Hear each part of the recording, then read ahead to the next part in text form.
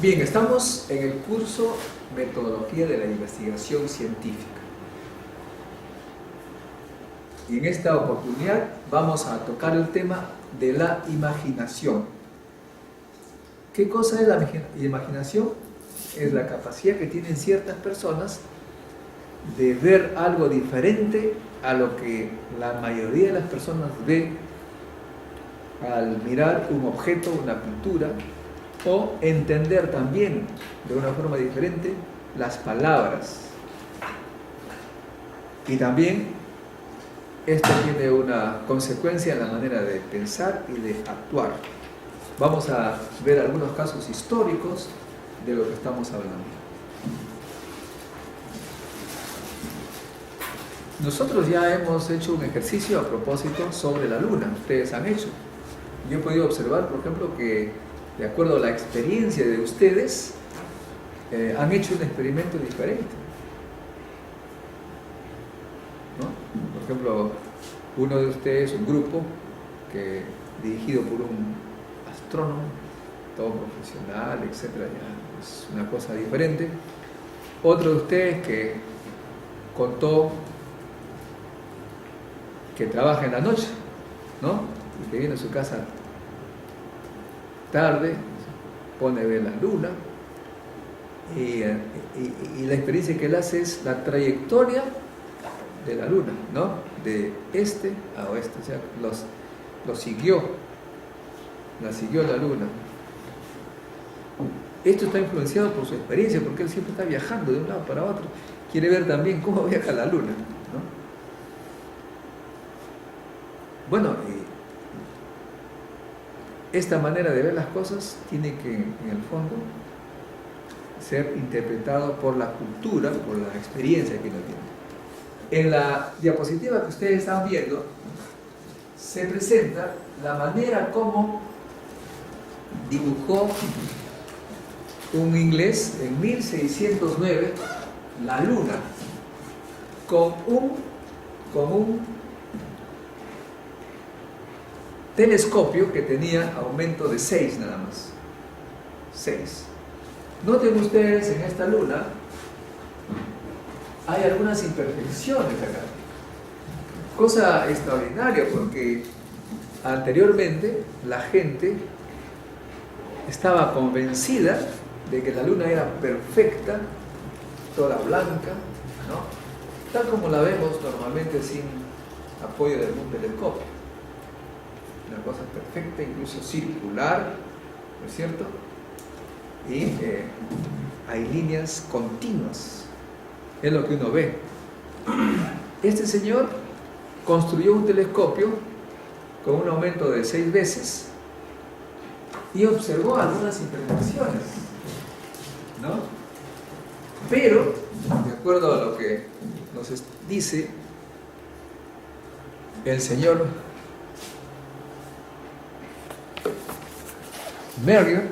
Harriot, en este trabajo hecho por el señor Gerald Holton, que es muy importante, por eso les he repartido a cada uno de ustedes, ha hecho un análisis de la imaginación. De acuerdo a Gerald Holton, que ha leído todo el trabajo de Harriot, él dice que Harriot no hizo ningún tipo de observación respecto a estas discontinuidades. O sea, dibujó tal cual, pero no vio cosas más allá de lo que todo el mundo está acostumbrado a pensar de la luna. No dijo que era discontinuo, que era algo raro, no, simplemente dijo, esta es la figura que tengo de la luna tal cual yo la he observado. Con un telescopio con 6 aumentos. Al mismo tiempo, tenemos a Galileo, que él construyó más bien un telescopio con aumento 20, con 20 aumentos. Él, en cambio, hizo una serie de figuras de la luna en diversos momentos. Y él sí fue capaz de observar con su telescopio la serie de imperfecciones que ustedes han podido ver también con sus cámaras fotográficas o telescopios, de acuerdo a la disponibilidad que tenían ustedes. No solamente que había imperfecciones, sino que él señaló y escribió y habló, hizo conferencias diciendo que la Luna tiene hendiduras, valles, montañas, relieves de todo tipo, e incluso llegó a calcular de que una de esas montañas tenía como 6.000 metros, más alta que los Alpes, cosa que la gente un poco lo tomaba medio chiflado, pero es lo que él observó con su telescopio. ¿Por qué? Ahí viene la parte de la cultura que tiene que ver con la imaginación. A veces la imaginación es tremendamente disminuida por la cultura. ¿Cuál es la diferencia entre Herriot y Galileo, aparte de tener telescopios diferentes? Es interesante lo que dice Gerald Holton, y nosotros sabemos también que en esa época Inglaterra era un país donde la literatura invadía el teatro, la gente era pues de la escritura, el discurso. Estaba ya Shakespeare, ¿no? Esa era la cultura inglesa, era literaria. Al mismo tiempo, en Italia, donde estaba Galileo, era más bien de las imágenes, de las esculturas, de las pinturas. De modo que ahí hay una gran diferencia de culturas. Y los italianos dibujaban con detalle, veían, ¿no es cierto?, con detalle las cosas y dibujaban y hurgaban en la realidad. Por eso es que, ustedes se acordarán, en algún momento dije, tenían la capacidad de observar con detalle. También Leonardo da Vinci, igualmente, ¿no? La famosa frase saper vedere, saber ver, saber ver. En cambio los ingleses era otra cosa, saber escuchar, leer, totalmente diferente. Uno veía figuras y otros palabras. Y la naturaleza pues no son palabras, la naturaleza está compuesta de hechos, de estructuras que hay que saber observar. Galileo, entonces, como estas figuras lo indican, tomada de esta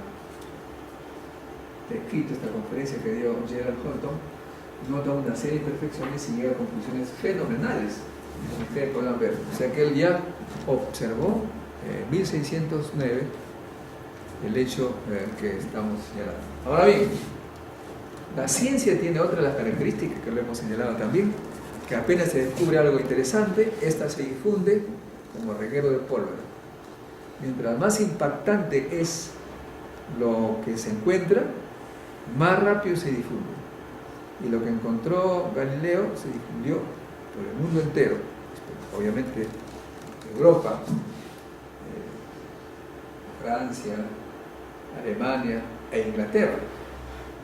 Al llegar este tipo de conocimiento a Inglaterra, la gente tuvo que ya asimilar ese nuevo conocimiento y de esa manera se construye poco a poco una nueva cultura diferente en Inglaterra, influenciada por la italiana. Y miren lo que dice Houghton, hace notar que al año siguiente el mismo Herriot nuevamente dibuja lo que él está observando, está mirando, qué es lo que ve un año después. Ya no ve lo que dibujó el año anterior, sino mire todo lo que dibuja. Incluso lo hace con más detalle que Galileo, ¿no? O sea, ¿qué ha cambiado allí entre el 6609 y 1610? Lo único que ha cambiado es que el conocimiento se difundió y le dijo a Herriot: hey, observa, no es tan, te olvidaste de ver los detalles, ahora ya observa con mayor detalle. Y entonces él observa cosas mucho más detalladas que lo que dibujaba el propio Galileo. Y señala también en su escrito que encuentra innumerables imperfecciones. ¿De acuerdo? Entonces, esto es lo que significa la influencia de la cultura, la manera como uno observa, ve las cosas, está influenciada por la cultura. ¿Por qué Herriot antes no observaba eso?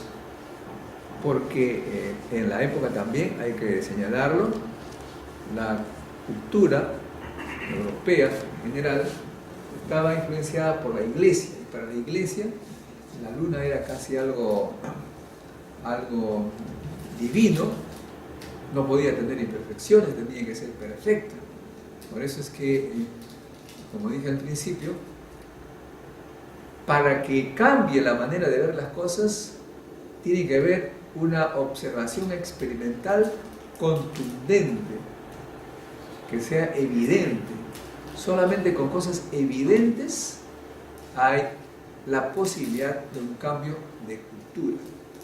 De lo contrario, la gente va repitiendo lo que ha escuchado, constantemente, permanentemente. Y eso tiene consecuencias realmente muy complicadas para ciertas culturas, porque viven con un pensamiento totalmente fuera de la realidad, como es el caso del Perú. Nosotros vivimos en un mundo con muchos mitos totalmente contrarios, incluso a lo que nos convendría como sociedad. Muy bien, eso quería presentarles a ustedes, justamente para que noten que la cultura influye en la manera de pensar. Miren, ahora tenemos lo que Holden nos pone, algunas frases interesantes, ¿no? ¿Cómo hacer para extraerse algo nuevo? Inglaterra estaba influida por el arte literario. Por esa razón, aquí vamos, ya 3 siglos más tarde, descubrimos a Albert Einstein. Y Albert Einstein, ¿qué es lo que dice Albert Einstein? Albert Einstein dice, en una carta que dedica a Max Wertheimer, Einstein decía: muy rara vez pienso en palabras, suelo hacer una especie de repaso visual, o sea que él no lee palabra por palabra, no leía palabra por palabra, me siento muy honrado por haber... No, él miraba y captaba una idea, ¿no? Él miraba un objeto y captaba una idea, porque cuando uno está acostumbrado a las palabras, ¿no? A, como le llama, verbalizar, y que desde pequeño nos han enseñado a leer, y nos dicen, tiene que leer bien, que falta la coma, no, que te olvidaste, hay un punto, etcétera, etcétera. Uno está acostumbrado a verbalizar, se llama así. De modo que cuando uno observa una realidad física concreta, quiere ponerle palabras, se olvida incluso de lo que existe. Eso me hace recordar a un niño que conocí hace mucho tiempo. Cuando llegué a la casa, era la chica que ayudaba a la casa, trajo una vez a su hijito, creo que les conté una vez. Lo veo allí que está leyendo, muy concentrado él. Y le pregunto, ¿qué estás haciendo? Estoy leyendo, estoy estudiando. ¿Qué cosa estudias? La planta, me dice, estaba leyendo la planta. Entonces yo le pregunté algo sobre la planta y el muchacho estaba totalmente perdido. Las preguntas que yo le hacía, no atinaba una. Le digo a su mamá, yo creo que el chico no está estudiando porque le hago preguntas y no sabe. Toda la mañana estaba acá, señor, me dice. A ver, Freddy, le dice, ¿cuáles son las partes de la planta? Le pregunta a la mamá. Y él dice, raíz, tallo y hojas. Y a ver, señor, si estudia. O sea que él aprendía la cosa de memoria. Lo saco al jardín y le digo que me muestre, pues, en esta planta de verdad, dónde estaba la raíz, el tallo, las hojas. Increíblemente no sabía. Él se había aprendido las palabras, ¿no? Pero no la idea que esta era. Por esa razón dice Einstein Hace interesante lo que dice. Muy rara vez pienso en palabras. Suelo hacer una especie de repaso, un repaso visual. Es lo que ocurría con Einstein. Y por eso es que tuvo mucho éxito en su trabajo en Bremen, Suiza. Trabajaba él como revisor de las patentes. Alguien inventaba algo, le daba a la oficina de patentes y Einstein revisaba las patentes si estaban correctas, si había problemas. Él observaba el objeto como rompecabezas y veía si todo estaba funcionando adecuadamente. Se acostumbró a eso. De modo que las teorías de la relatividad, etcétera, que él logra después plantear, se debe también a eso, a que no pensaba en palabras, sino imaginaba el espacio. Imaginaba. Siempre estaba observando cosas y las imaginaba de una manera racional. Por ejemplo, cuenta Albert Einstein que cómo se inspiró para plantear la teoría de la relatividad. ¿Qué hizo él? ¿Qué vio? ¿Qué observó? Él observó que en el ascensor, estar en un ascensor era prácticamente como que si ahí había una gravedad adicional. Tú te pones en una balanza en el ascensor, cuando acelera, pesas más. En cambio, cuando alguien cae, siente que no hay gravedad, no pesa. Esas simples observaciones lo conlleva a decir, caramba, la gravedad de repente es eso, es una cosa del espacio, una propiedad, y establece así la relatividad de la relatividad general, que justamente considera que hay campos producidos de una manera artificial por simplemente estar en un sistema de referencia acelerado. Estar en un sistema acelerado significa, de cierta manera, crear un campo virtual, ¿no? Como también ustedes saben muy bien, hay la fuerza centrípeta. La fuerza centrípeta no existe. Es consecuencia de que estás en un movimiento rotatorio. Allí también se observa claramente que esa fuerza se le puede tratar como fuerza, incluso en las ecuaciones entra como fuerza, pero esta no existe. Es lo que nos cuenta pues Albert Einstein. En el Perú, ¿qué cosa valoramos en el Perú? Desafortunadamente nosotros estamos todavía en la época 1609 de Inglaterra, salvo claro algunas excepciones, como la Facultad de Ciencias, donde se hace el intento de salirse de ese siglo. ¿Qué significa estar en 1600 en Inglaterra?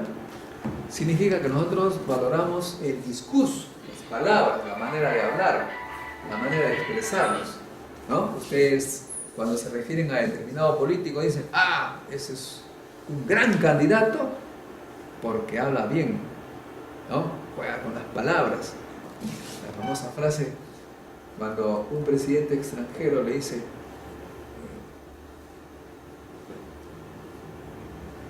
caramba, mi amigo está panzón, ¿no? ¿Qué corresponde? Él dice, bueno, yo no me fijo en los hombres. Entonces causa risa, utiliza las palabras, juego de palabras. O cuando otro dice, igual panzón, dice, bueno, eso se pasa con dieta, pero de acá, difícil.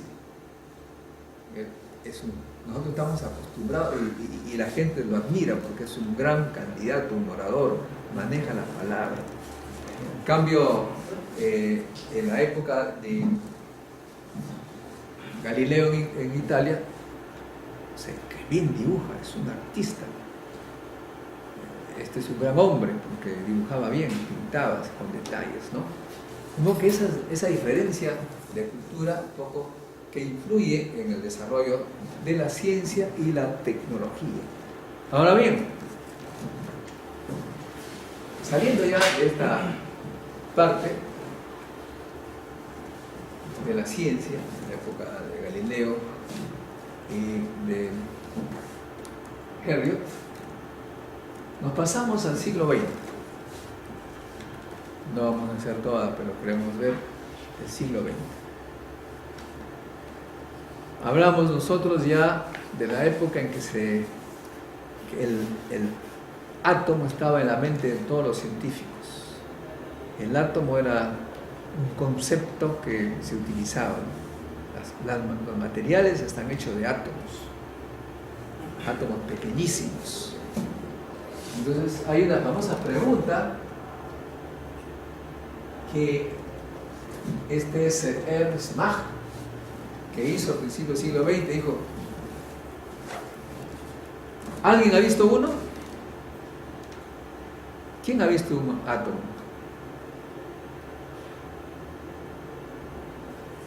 Nadie ha visto un átomo. ¿Hay alguna evidencia que existe un átomo? Porque uno puede hacer un modelo para explicar determinadas cosas, pero ¿cómo ponemos en evidencia la existencia de este ente llamado átomo? Bueno, ya lo dije al principio, las evidencias visuales, experimentales, son lo que cambian la historia de la ciencia, porque te obligan a pensar diferente y te convencen de que una manera de ver las cosas es cierta o falsa, con una evidencia, no con especulaciones. Hay gente que me visita al Instituto Nuclear y me trae pues una serie de teorías de la materia, de la energía, unas especulaciones increíbles porque manejamos las palabras, ¿no? Todos creen que son mejores científicos del mundo porque manejan la palabra y te enredan la energía eterna, la potencia, así una serie de cosas, pero no corresponden a nada, son especulaciones. ¿Cómo evidencia uno las cosas?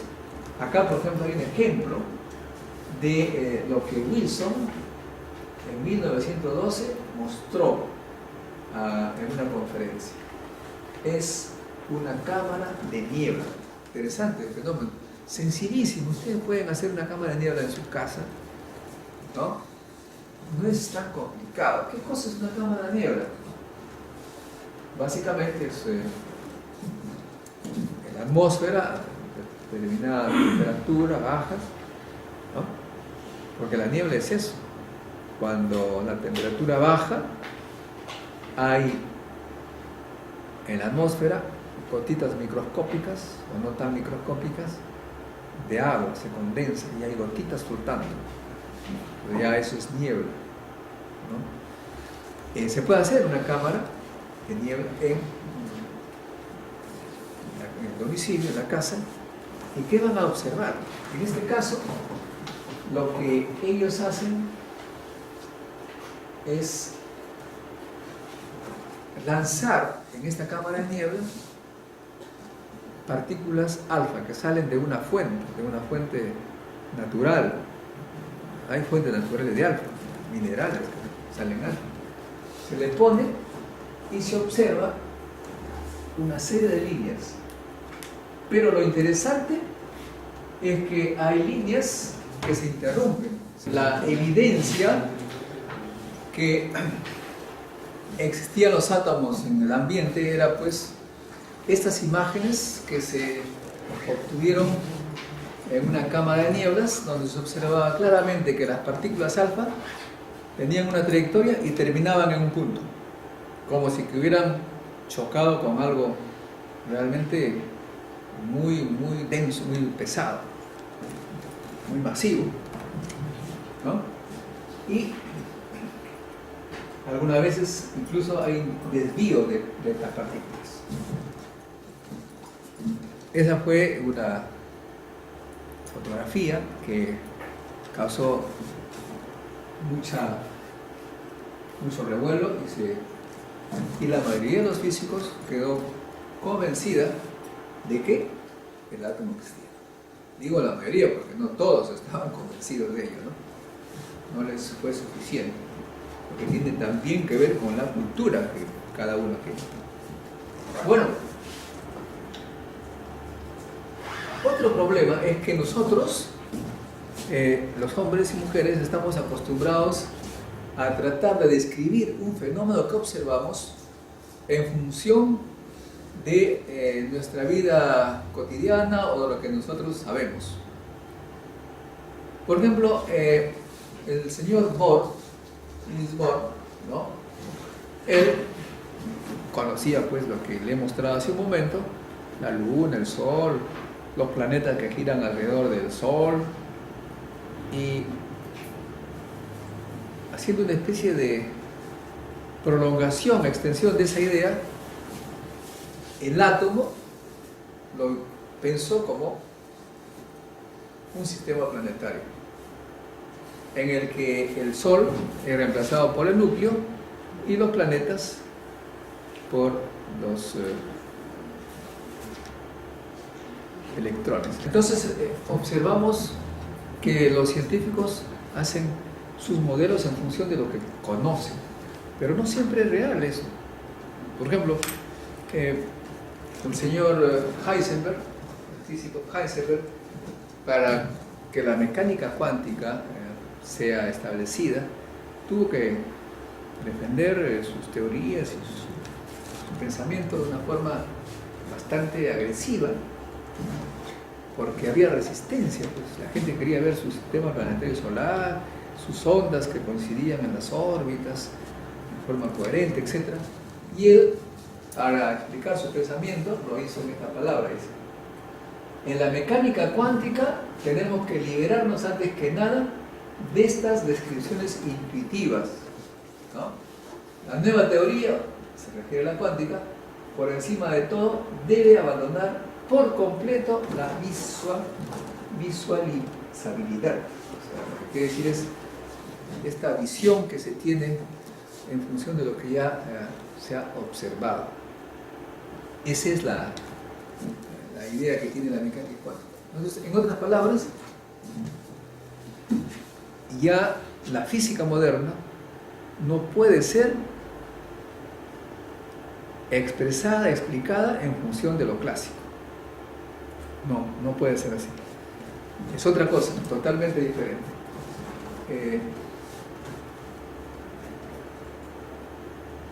Por otro lado, en 1930, Dirac dijo: desde hace relativamente poco tiempo, cada vez es más evidente que la naturaleza funciona de acuerdo con un plan diferente. ¿Diferente a qué? Diferente a lo que nosotros tenemos en la estructura mental. A eso se refiere. Sus leyes fundamentales no gobiernan el mundo tal como aparece en nuestra imagen mental de un modelo directo, sino que controlan un sustrato del que no podemos formarnos una imagen mental sin introducir irrelevancias. ¿Qué quiere decir eso? Que cuando hacemos un dibujo con el átomo, con el núcleo del centro y la cosa girando, ahí hacemos irrelevancias, cosas falsas. La más común de todas es en lo que respecta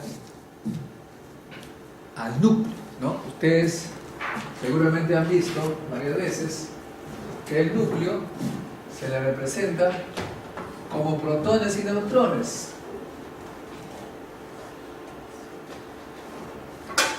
Lo que pasa, se dibuja el protón o el neutrón de un color, ¿no? Es decir, que están dibujando el núcleo como si fuesen bolas de billar pegadas, de un color y de otro color. Esa es una atrocidad, no puede ser.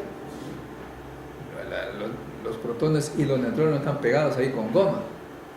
Es una cosa, primero que hay quarks, hay una cosa indescriptible que se mueve en un espacio muy pequeño. O sea que esa idea de querer visualizar las cosas nos hace cometer errores. Y lo peor de todo es que ustedes seguramente han visto en todos los libros que alrededor de este núcleo totalmente irreal, ahí tengo unos rojos,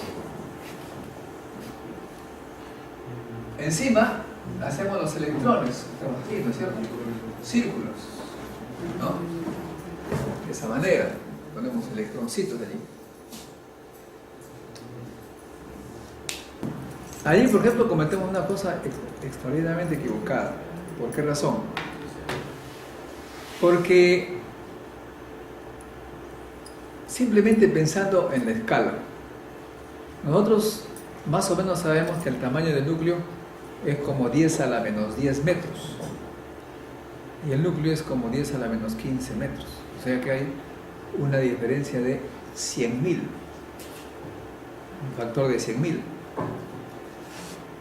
Si es que nosotros dibujamos este núcleo de este tamaño, que tendrá más o menos 10 centímetros de radio, un factor de 100.000, ¿cuánto sería?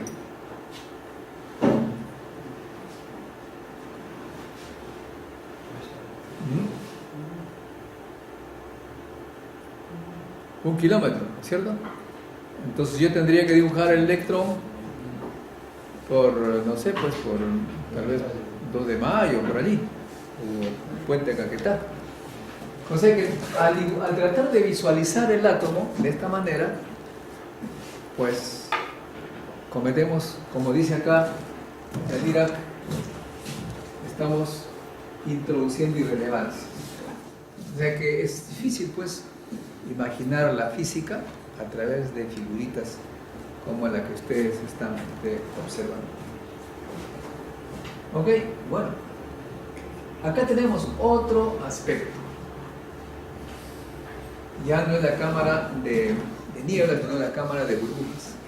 La cámara de burbujas es más bien un líquido que al pasar partículas pues crea burbujas y se toma la fotografía de estas burbujas. Miren ustedes allí en esta cámara de burbujas llamada Gargamel, igual se vio pasar partículas elementales y miren esta figura.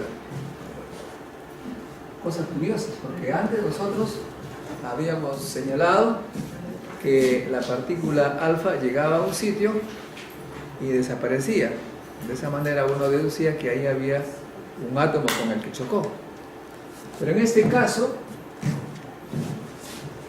estas figuras nos muestran qué cosa. Más bien que hay, pues, se originan partículas, que hay desvíos, ¿no? Entonces ahí los físicos tienen que pensar de una manera diferente.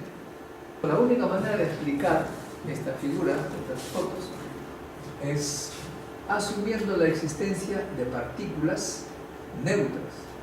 O sea, las líneas interrumpidas que están acá son partículas neutras. Partículas neutras que se descomponen. Por ejemplo, acá tenemos un kaón neutro y que en esta esquina se decae, mejor dicho, en 2 partículas, un pión negativo y un pión positivo. Y la otra partícula, que es neutra, no se observa su trayectoria, no hay nada acá, no hay absolutamente nada. En realidad, miren, esta punta que está aquí se une con esta otra. Aquí hay una partícula neutra, no se observa, es neutra, la partícula neutra no interactúa, no se observa. Entonces, él hace una línea interrumpida y dice: esta es una partícula que crea a partir de esta esquina que se descompone en un protón y en un pión negativo. O sea que está estableciendo la existencia de partículas neutras, en especial de partículas que no se detectan. Cosa interesante. Bueno, de igual manera, bueno, este es el que sirvió para el premio de Abdul Salam en realidad. Aquí, ¿qué se observa? Se observa estas líneas, que cualquiera diría: ¿qué son esas líneas tan raras? ¿Qué cosa me puede mostrar?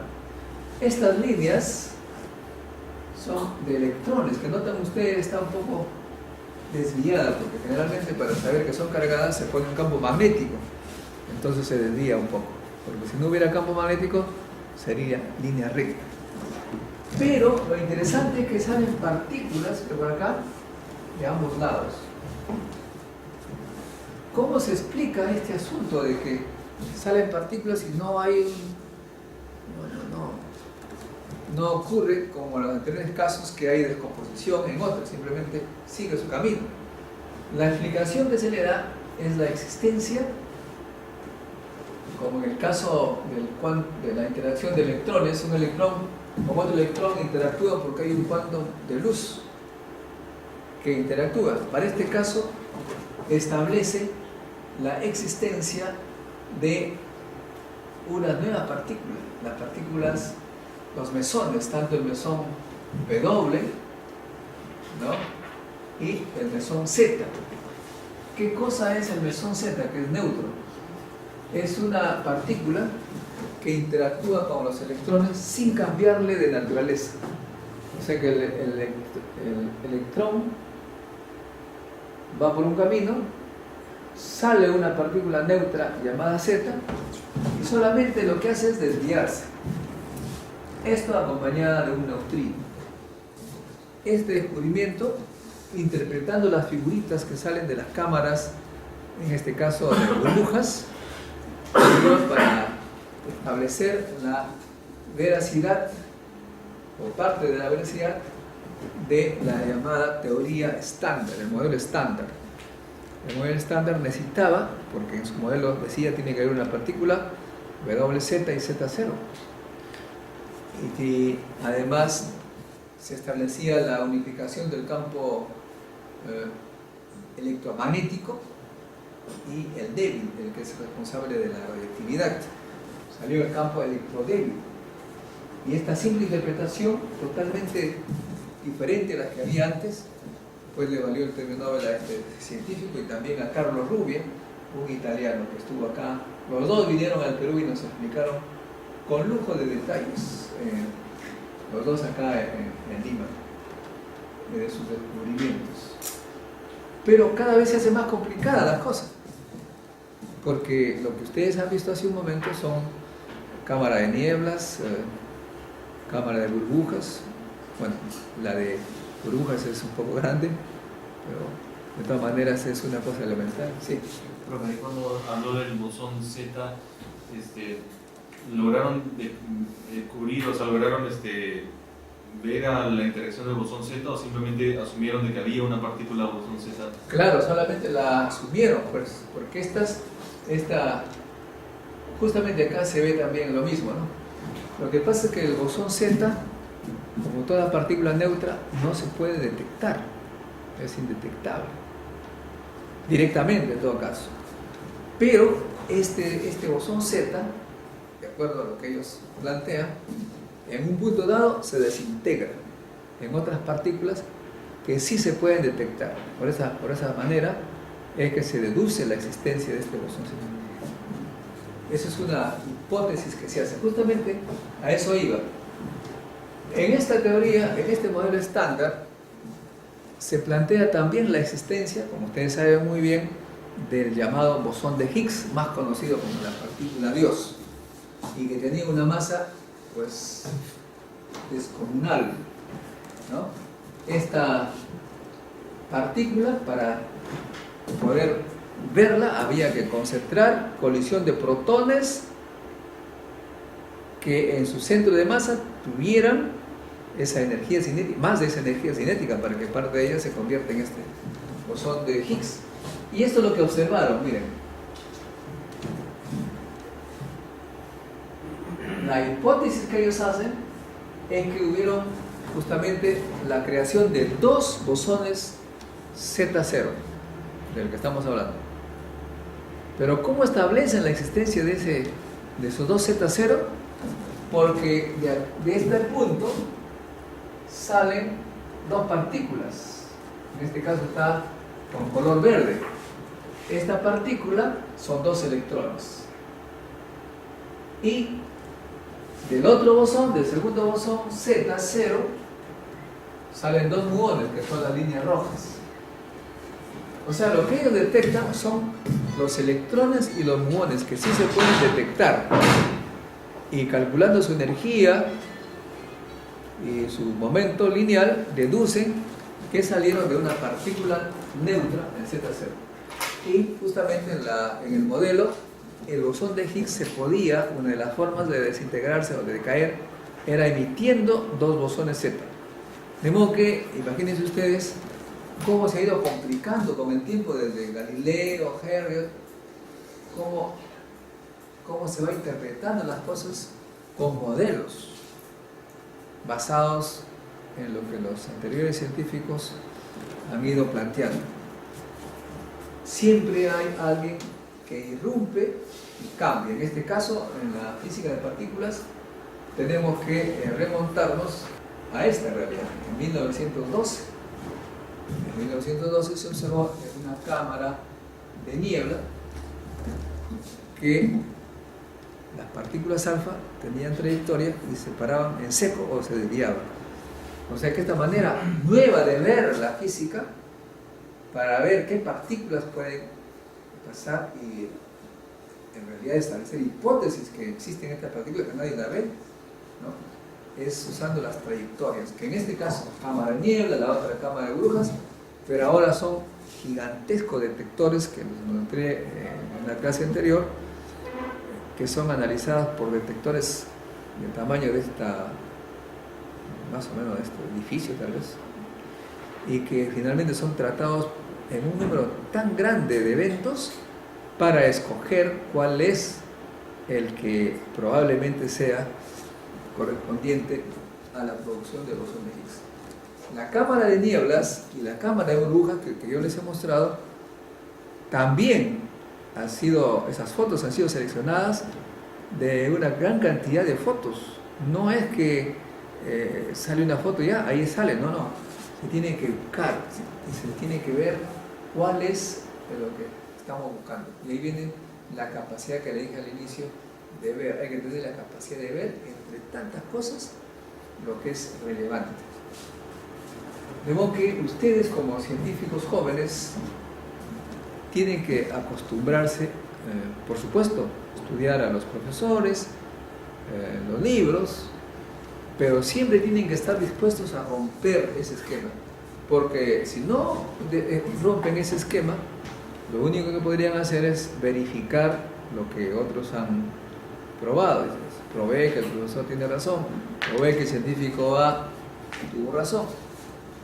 Lo más interesante es mostrar que el colega mayor se equivocó, que estaba yendo mal y que aquí está una nueva manera de ver las cosas. Esto empezó, por supuesto, desde Galileo, que para conocer la realidad hizo experimentos, antes no se hacía. También podríamos señalar que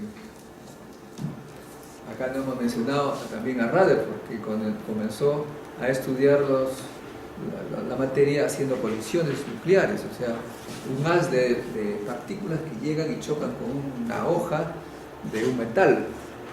La colisión de alfas con átomos de oro.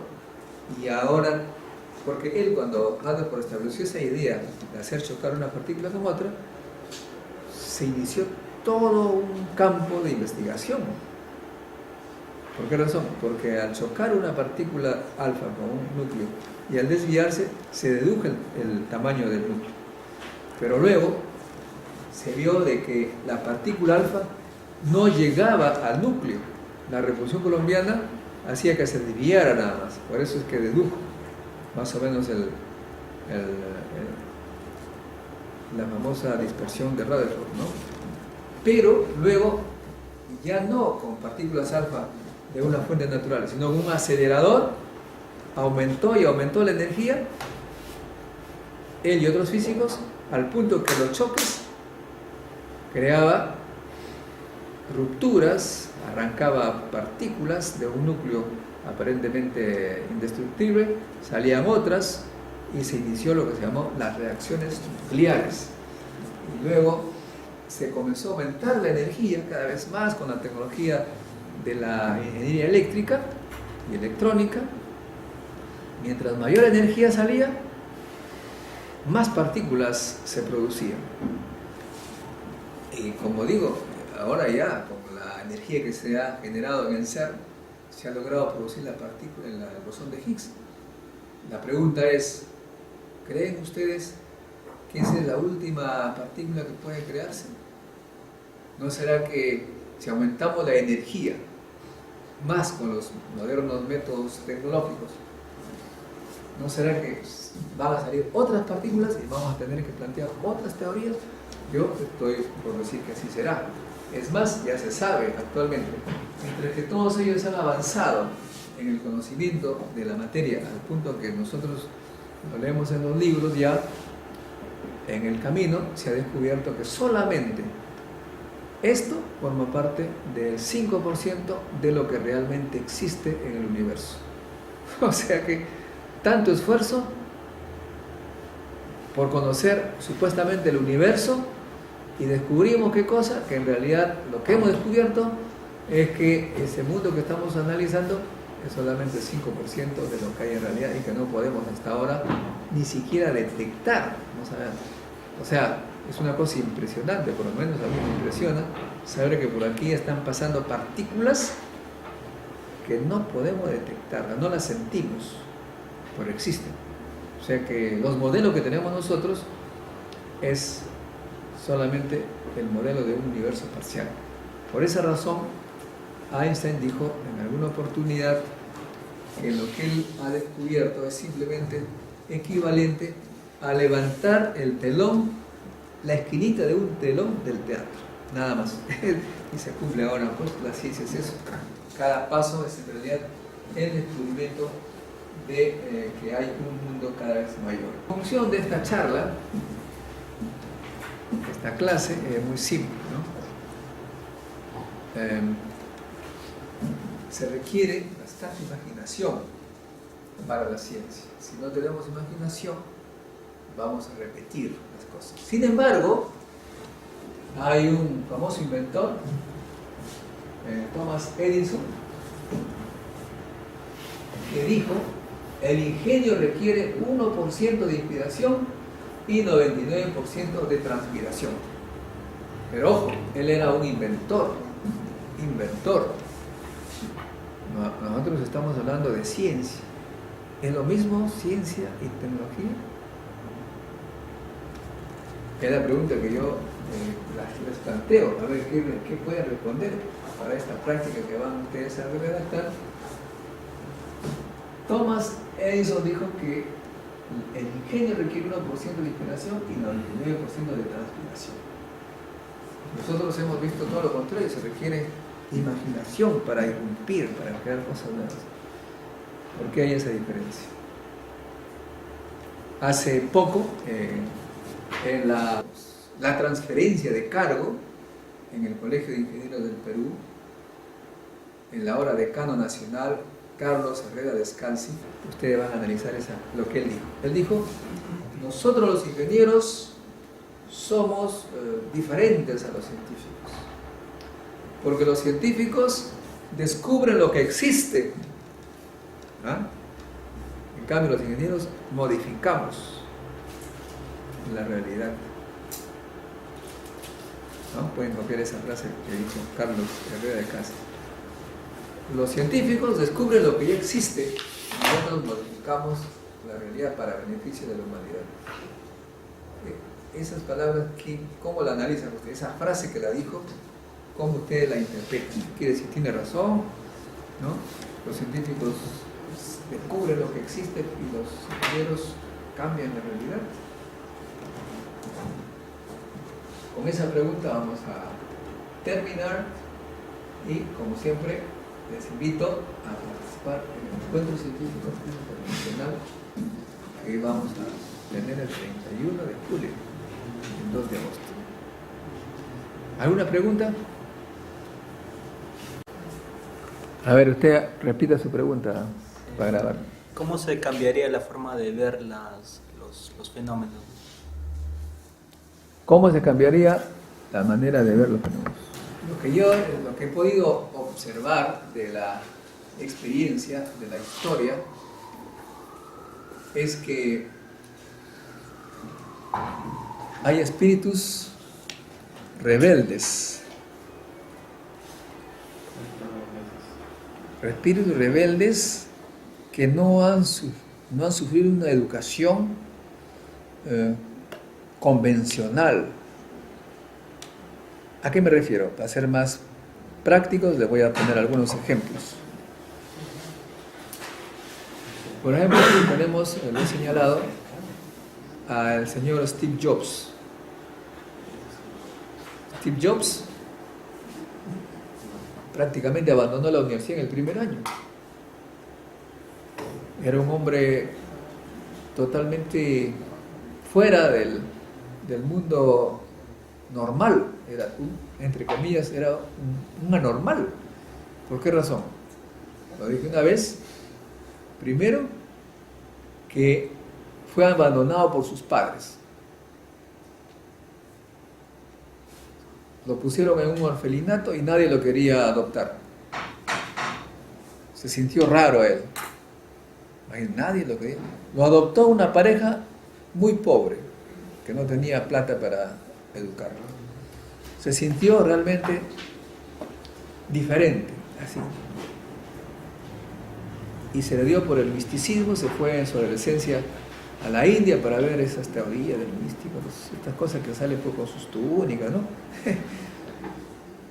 Y se preguntó, ¿habrá en la historia un hombre más desgraciado que yo, que haya sufrido tanto como yo?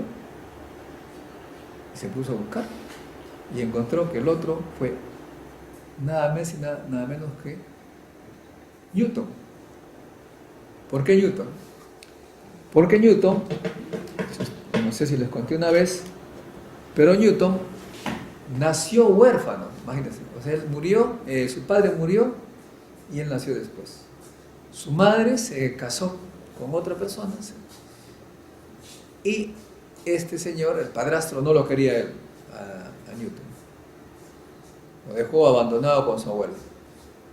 Él señala que tenía tanto odio que su mejor pensamiento era que murieran tanto su madre como su padrastro, quemados en su casa, imagínate, él lo escribe.